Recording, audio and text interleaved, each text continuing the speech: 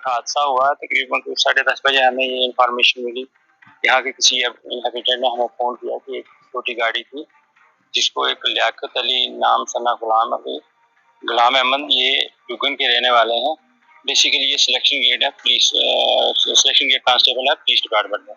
तो इसकी पोस्टिंग थी जम्मू में। ये सुबह कहीं निकला तो 10:30 बजे यहाँ इस एरिया में पहुंचे तो यहाँ पर आगे एक्सीडेंट हो गया। तो काफ़ी डीप गहरा है, तकरीबन यहाँ मेन रोड से 1.5 किलोमीटर नीचे गाड़ी गई है।